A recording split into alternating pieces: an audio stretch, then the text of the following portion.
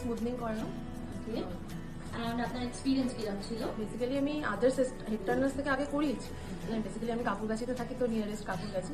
আমার ফ্রেন্ডস যে সহেলি, ওর কথা শুনে আবার মানে আমি দেখেছিলাম এর আগে ও গ্লোবাল করিয়েছিল যখন, তখন একবার এসেছিলাম আমি, তো দেখেছিলাম। তো তারপরে আর কিছু মানে যেহেতু আমার বিয়ে ছিল ওর পরে আর কিছু করা হয়নি। তো হ্যাঁ থ্যাংক ইউ।